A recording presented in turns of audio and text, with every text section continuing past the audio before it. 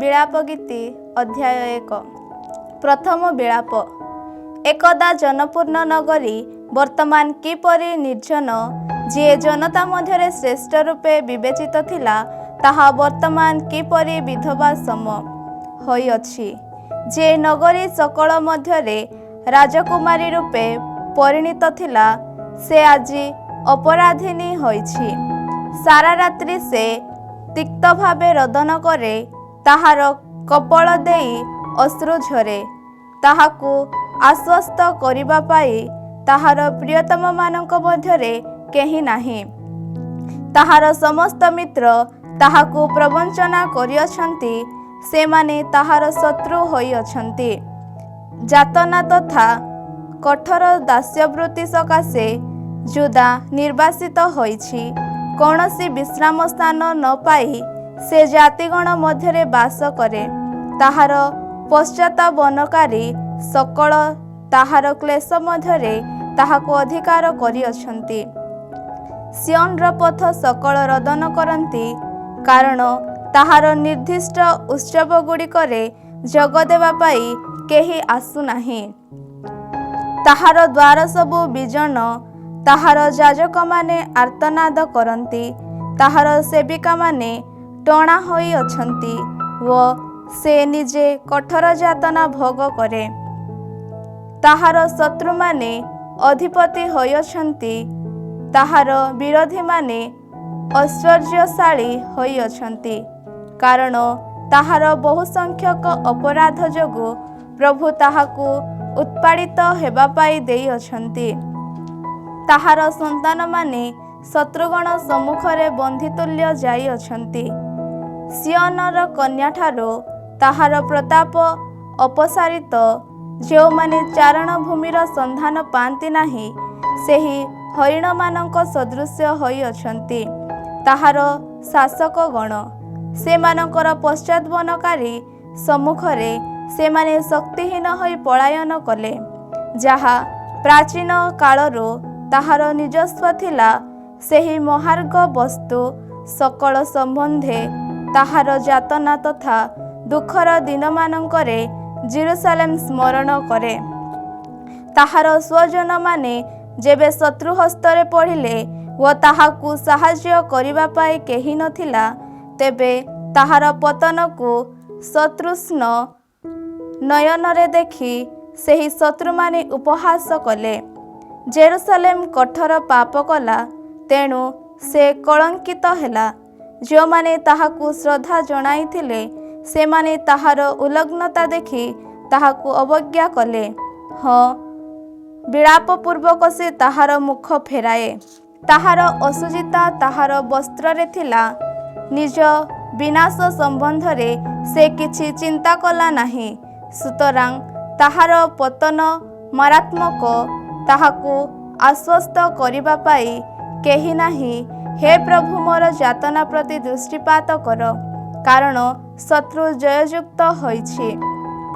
ତାହାର ସମସ୍ତ ଅମୂଲ୍ୟ ବସ୍ତୁ ଉପରେ ଶତ୍ରୁ ତାହାର ହସ୍ତ ବିସ୍ତାର କରିଅଛି। ତୁମ୍ଭ ଜନମଣ୍ଡଳୀରେ ପ୍ରବେଶ କରିବା ପାଇଁ ତୁମେ ଯେଉଁମାନଙ୍କୁ ନିଷେଧ କରିଥିଲ, ସେହି ଜାତିଗଣ ତାହାର ପବିତ୍ର ଆଳୟ ଆକ୍ରମଣ କରିବା ସେ ଦେଖିଅଛି। ଖାଦ୍ୟ ସନ୍ଧାନ କରି ତାହାର ସମସ୍ତ ଲୋକ ଆର୍ତ୍ତନାଦ କରନ୍ତି।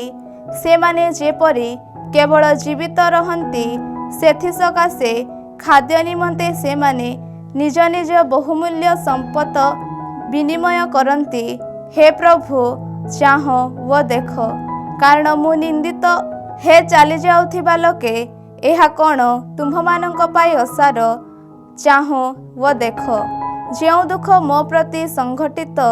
ପ୍ରଭୁଙ୍କ ଉଗ୍ରକୋପର ଦିନରେ ପ୍ରଭୁ ମୋତେ ଯେଉଁ ଦୁଃଖରେ ପ୍ରପୀଡ଼ିତ କରିଅଛନ୍ତି, ସେହିପରି ଅନ୍ୟ ଏକ ଦୁଃଖ ଅଛି କି? ଊର୍ଦ୍ଧ୍ୱରୁ ସେ ଅଗ୍ନି ପଠାଇଲେ, ମୋର ଅସ୍ଥିପୁଞ୍ଜ ମଧ୍ୟକୁ ସେ ତାହା ଅବତରଣ କରାଇଲେ। ମୋର ପାଦ ନିମନ୍ତେ ସେ ଏକ ଜାଲ ବିସ୍ତାର କଲେ। ସେ ମୋତେ ଫେରାଇଲେ, ସେ ମୋତେ ଆବେତ ଅବସ୍ଥାରେ ଛାଡ଼ିଦେଲେ। ମୂର୍ଚ୍ଛିତ ହୋଇ ମୁଁ ଦିନଯାକ ପଡ଼ି ରହିଲି। ମୋର ଅପରାଧ ସକଳ ଏକ ଜ୍ୱାଳିରେ ବନ୍ଧାଗଲା।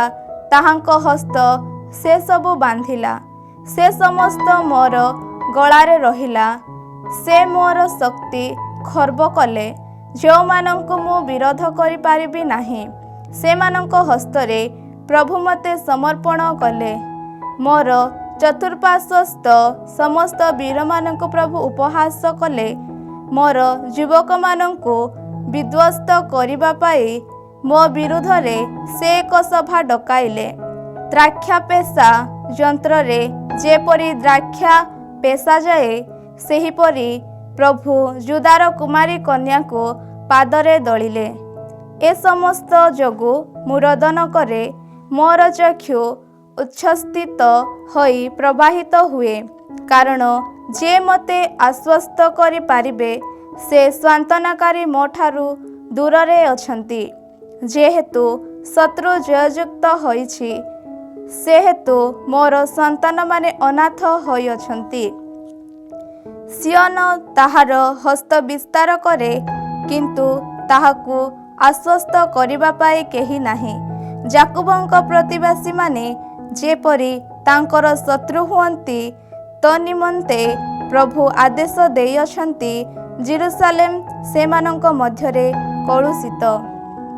ନ୍ୟାୟସଙ୍ଗତ ଭାବେ ପ୍ରଭୁ ଆଚରଣ କରିଅଛନ୍ତି, କାରଣ ତାହାଙ୍କ ଆଦେଶ ବିରୁଦ୍ଧରେ ମୁଁ ବିଦ୍ରୋହ କରିଅଛି। ତଥାପି ହେ ସମସ୍ତ ଜନତା, ଶୁଣ, ମୋର ଯାତନା ପ୍ରତି ଦୃଷ୍ଟିପାତ କର। ମୋର ଯୁବତୀ ତଥା ଯୁବାମାନେ ନିର୍ବାସିତ। ମୋର ପ୍ରିୟତମମାନଙ୍କୁ ମୁଁ ଡାକିଲି, କିନ୍ତୁ ସେମାନେ ମୋତେ ପ୍ରବଞ୍ଚନା କଲେ। ଜୀବିତ ରହିବା ପାଇଁ ଯେବେ ମୋର ଯାଜକଗଣ ତଥା ବୟୋଜ୍ୟେଷ୍ଠମାନେ ଖାଦ୍ୟ ସନ୍ଧାନ କରନ୍ତି, ତେବେ ସେମାନେ ନଗରୀ ମଧ୍ୟରେ ବିନାଶ ହେଲେ।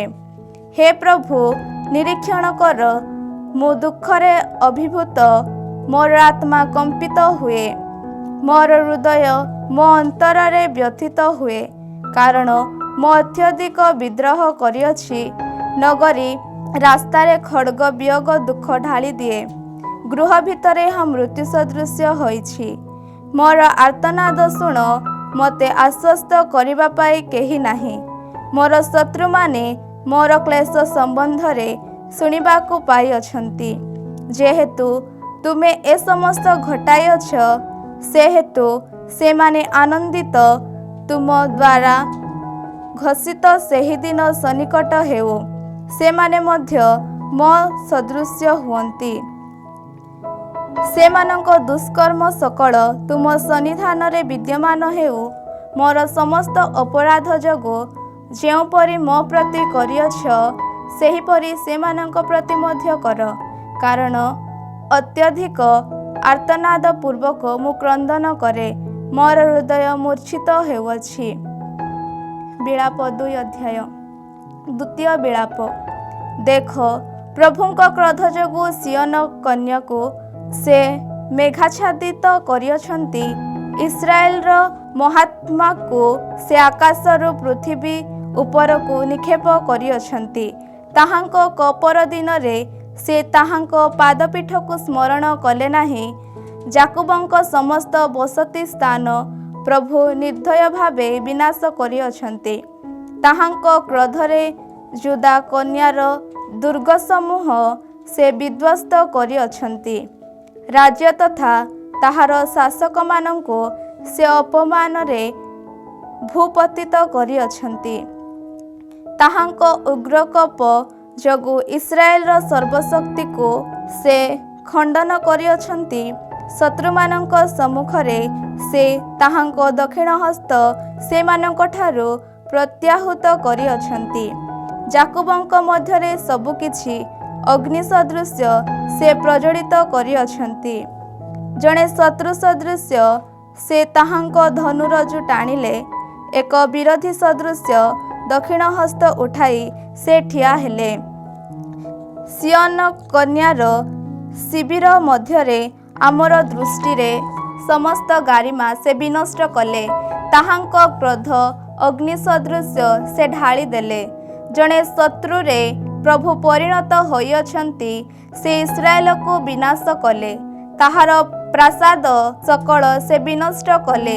ତାହାର ସୁଦୃଢ଼ ଦୁର୍ଗଗୁଡ଼ିକୁ ସେ ଧ୍ୱଂସ ସ୍ତୂପରେ ପରିଣତ କଲେ। ଯୁଦା କନ୍ୟାର ରୋଦନ ତଥା କ୍ରନ୍ଦନ ଯେପରି ବଢ଼େ ସେଥିସକାଶେ ସେ ସୁଯୋଗ ସୃଷ୍ଟି କଲେ। ଉଦ୍ୟାନ କୁଟୀର ସଦୃଶ୍ୟ ସେ ତାହାଙ୍କ ଶିବିର ବିଧ୍ୱସ୍ତ କରିଅଛନ୍ତି। ନିର୍ଦ୍ଦିଷ୍ଟ ଉତ୍ସବ ସମୂହ ଯେଉଁଠାରେ ପାଳିତ ହୁଏ ସେ ସ୍ଥାନକୁ ସେ ଧ୍ୱଂସସ୍ତୂପ କରିଅଛନ୍ତି। ସିୟନ୍‌ର ନିର୍ଦ୍ଦିଷ୍ଟ ଉତ୍ସବ ତଥା ସାବତର ପରିସମାପ୍ତି ପ୍ରଭୁ ଘଟାଇଅଛନ୍ତି ଓ ତାହାଙ୍କ ଉଗ୍ରକୋପ ଯୋଗୁଁ ରାଜା ଓ ଯାଜକ ଉଭୟଙ୍କୁ ବିଦ୍ୱେଷ କରିଅଛନ୍ତି। ତାହାଙ୍କ ବଳିପୀଠକୁ ପ୍ରଭୁ ଅବମାନନା କଲେ, ତାହାଙ୍କ ପବିତ୍ର ଆଳୟକୁ ସେ ଅସ୍ୱୀକାର କଲେ। ତାହାର ପ୍ରାସାଦ ସକଳର ପ୍ରାଚୀରଗୁଡ଼ିକୁ ସେ ଶତ୍ରୁ ହସ୍ତରେ ସମର୍ପଣ କଲେ। ନିର୍ଦ୍ଦିଷ୍ଟ ଉତ୍ସବ ଦିବସରେ ଯେପରି ସଂଘଟିତ ହୁଏ ସେହିପରି ପ୍ରଭୁଙ୍କ ଆଳୟରେ ଏକ ଚିତ୍କାର ସ୍ୱର ଶୁଣାଗଲା। ସିୟନ୍ କନ୍ୟାର ପ୍ରାଚୀରକୁ ବିନାଶ କରିବା ପାଇଁ ପ୍ରଭୁ ସ୍ଥିର କଲେ। ସେ ତାହାକୁ ମାପରଜୁ ଦ୍ୱାରା ଚିହ୍ନିତ କଲେ। ତାହାକୁ ବିନାଶ କରିବା ଉଦ୍ୟମରୁ ସେ ତାହାଙ୍କ ହସ୍ତ ନିୟନ୍ତ୍ରଣ କଲେ ନାହିଁ। ଉଭୟ ଦୁର୍ଗ ତଥା ପ୍ରାଚୀର ଯେପରି ବିଳାପ କରନ୍ତି ସେଥିପାଇଁ ସେ ସୁଯୋଗ ଦେଲେ। ଦୁଇଟି ଯାକ ଏକତ୍ର ବିଧ୍ୱସ୍ତ ହେଲେ। ତାହାର ଦ୍ୱାର ସକଳ ଧୂଳିରେ ନିମଗ୍ନ ହେଲା। ତାହାର ଅର୍ଗଳଗୁଡ଼ିକୁ ବିଧ୍ୱସ୍ତ କରି ସେ ବିନାଶ କଲେ। ତାହାର ରାଜା ଓ ଶାସକମାନେ ଜାତିଗଣ ମଧ୍ୟରେ ବାସ କରନ୍ତି। ବିଧିବିଧାନ ଆଉ ରହୁନାହିଁ। ତାହାର ପ୍ରବକ୍ତାମାନେ ପ୍ରଭୁଙ୍କଠାରୁ କୌଣସି ଦର୍ଶନ ପାଉନାହାନ୍ତି। ବୀରର ହୋଇ ସିୟନ୍ କନ୍ୟାର ବୟୋଜ୍ୟେଷ୍ଠମାନେ ଭୂସ୍ଥାନରେ ବସନ୍ତି। ନିଜ ନିଜ ମସ୍ତକ ଉପରେ ସେମାନେ ଧୂଳି ବିଞ୍ଚିଲେ। ସେମାନେ ଚଟବସ୍ତ୍ର ପରିହିତ ହେଲେ।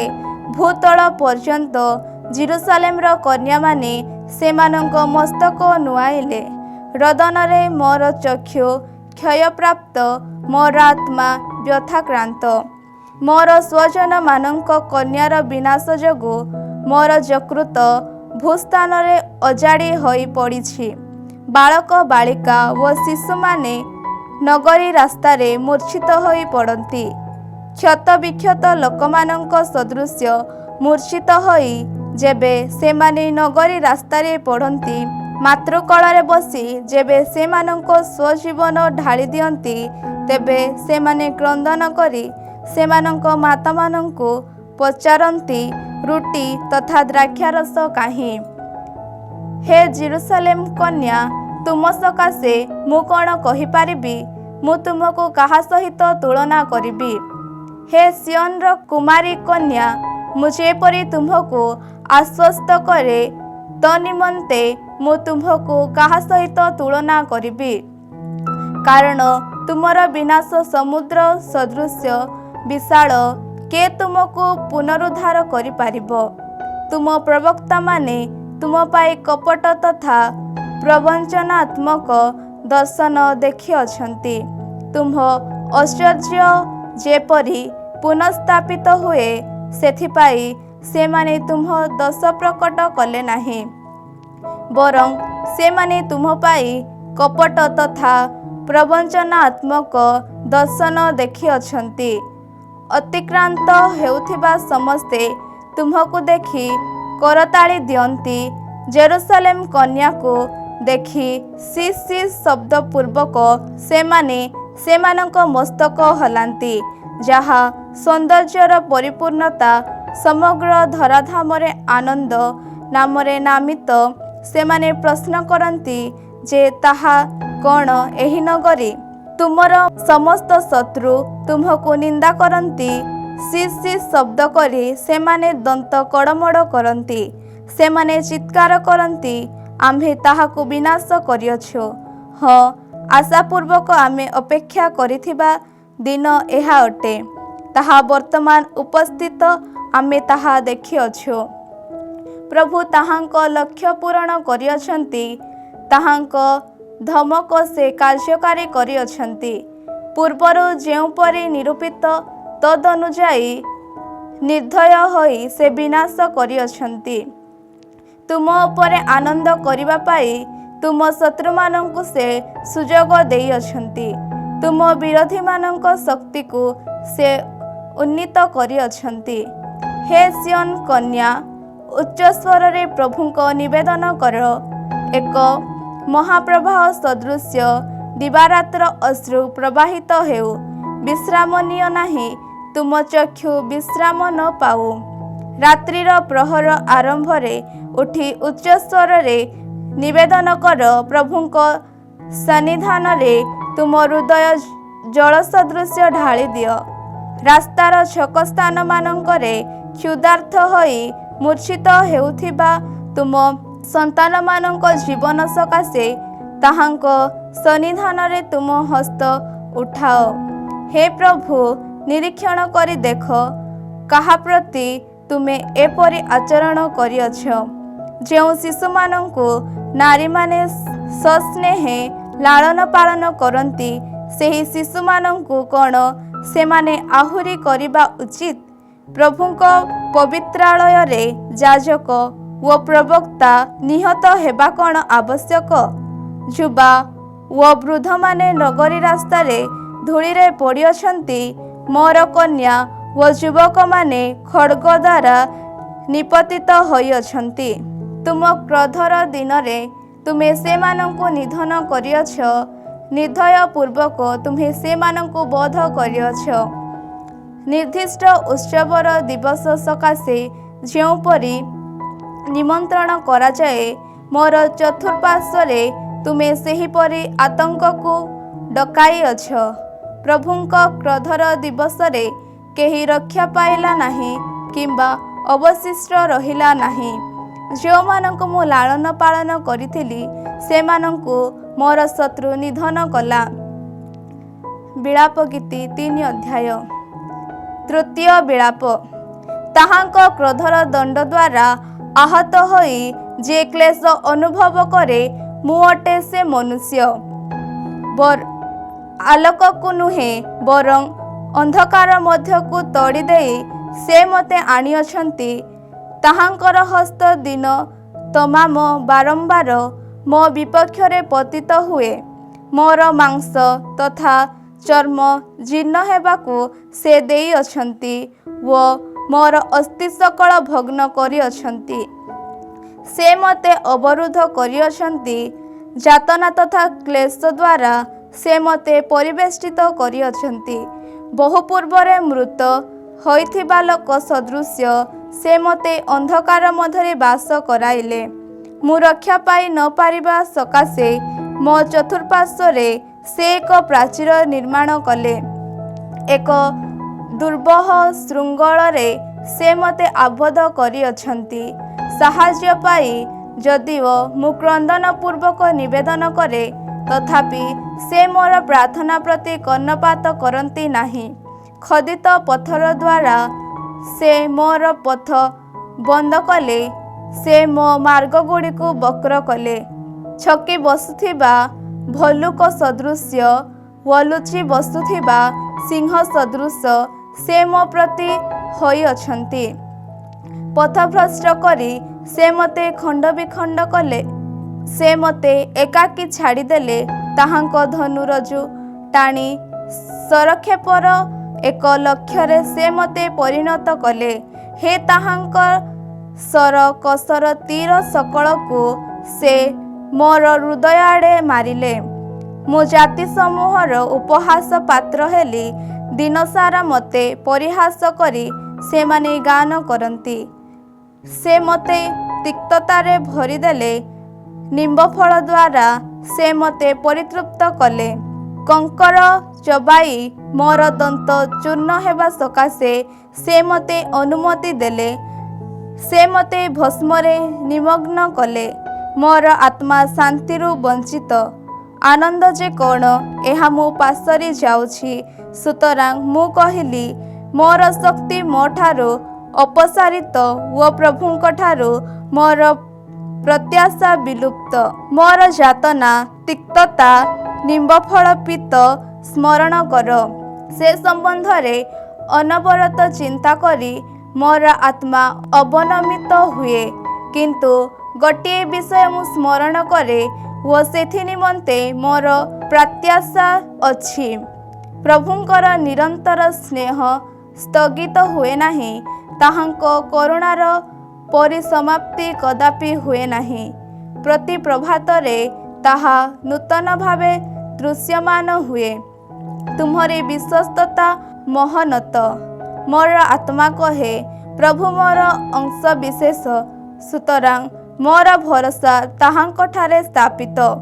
ଯେଉଁମାନେ ତାହାଙ୍କ ପ୍ରତି ଅପେକ୍ଷା କରନ୍ତି ଓ ଯେଉଁମାନେ ତାହାଙ୍କର ସନ୍ଧାନ କରନ୍ତି, ସେମାନଙ୍କ ପ୍ରତି ସେ ଉତ୍ତମ।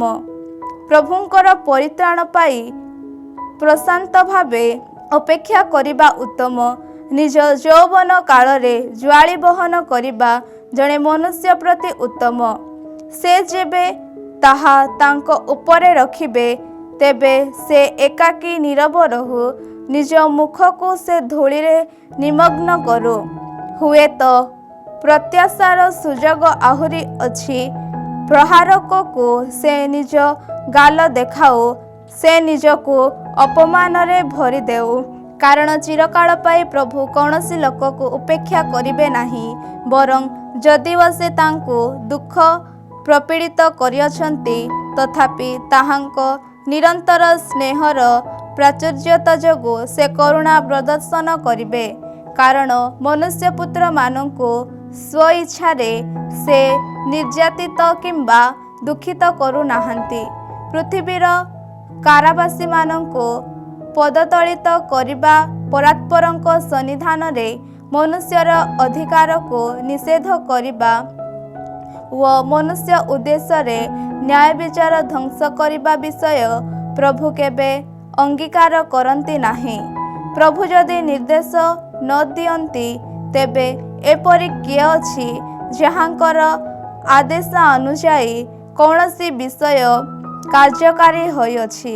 ମଙ୍ଗଳ ତଥା ଅମଙ୍ଗଳର ଆଗମନ କ'ଣ ପରାତ୍ପରଙ୍କ ମୁଖରୁ ହୁଏ ନାହିଁ?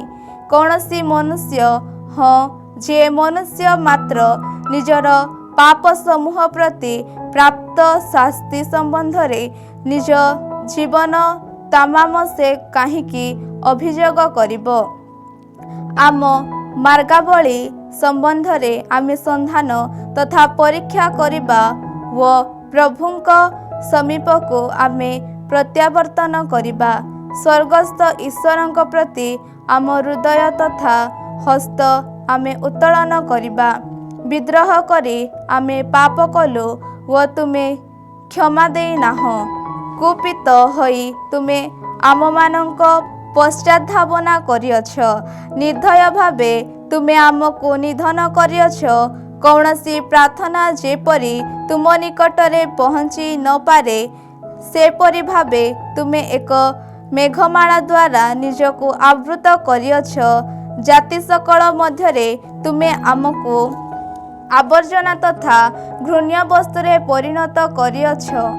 ଆମକୁ ଉପହାସ କରିବା ପାଇଁ ଆମ ଶତ୍ରୁମାନେ ମୁଖ ଖୋଲିଅଛନ୍ତି।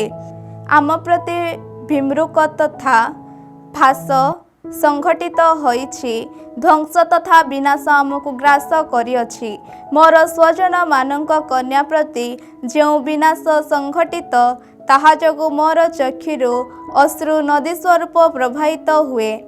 ମୋର ଅଶ୍ରୁ ଅବିଶ୍ରାନ୍ତ ଭାବେ ପ୍ରବାହିତ ହେବ।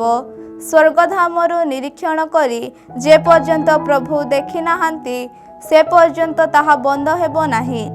ମୋର ନଗରୀବାସିନୀ କନ୍ୟାମାନଙ୍କ ଦଶା ମୋର ଚକ୍ଷୁଦୟକୁ ଦୁଃଖମଗ୍ନ କରେ। ଏକ ପକ୍ଷୀ ସଦୃଶ୍ୟ ଅକାରଣରେ ମୋର ଶତ୍ରୁମାନେ ମୋତେ ଶିକାର କଲେ। ସେମାନେ ମୋତେ ଜୀବିତ ଅବସ୍ଥାରେ ଗର୍ତ୍ତରେ ଫୋପାଡ଼ି ଦେଲେ। ମୋ ଉପରେ ସେମାନେ ପଥର ଗଢ଼ାଇ ଦେଲେ। ଜଳ ମୋତେ ଆଚ୍ଛାଦନ କଲା। ତେବେ ମୁଁ କହିଲି, ମୁଁ ବିନାଶ ହେଲି। ହେ ପ୍ରଭୁ, ଗହ୍ୱରରୁ ତୁମ ନାମ ଡାକି ମୁଁ ନିବେଦନ କଲି। ସାହାଯ୍ୟ ଭିକ୍ଷା କରି ମୁଁ ଯେଉଁ ପ୍ରାର୍ଥନା କରେ, ତାହା ପ୍ରତି ତୁମ୍ଭର କାନ ରୁଦ୍ଧ କର ନାହିଁ। ମୋର ଏହି ନିବେଦନ ତୁମେ ଶୁଣିଲ।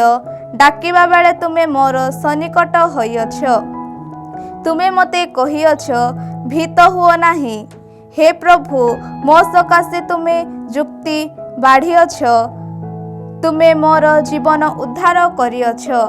हे प्रभु मो विरुद्धरे संपादित अन्यान्य तुमे देखिअछ। मो सपक्षरे न्याय विचार करिब। सेमानंकर समस्त प्रतिशोध व मो विरुद्धरे सेमानंक द्वारा आयोजित समस्त षड्यंत्र तुमे देखिअछ। हे प्रभु सेमानंक समस्त उपहास व मो विरुद्धरे सेमानंक द्वारा आयोजित समस्त चक्रांत संबंधरे तुमे शुणिअछ। जो माने मते आक्रमण करती सेमानंक कथा तथा आलोचना दिन तमाम मोर विपक्ष। सेमानंक बसिबा तथा उठिबाकू निरीक्षण कर मो अटे सेमानंक परिहासर गान। हे प्रभु सेमानंक हस्तकृत कर्मावली अनुरूप प्रतिफल सेमानंकू प्रदान कर। सेमानंक हृदय तुमे शिथिल कर। तुम अभिशाप सेमानंक उपरे पड़ू। हे प्रभु क्रोध सह सेमानंक पश्चातापन करी तुम आकाश तलु सेमानंकू विनाश कर।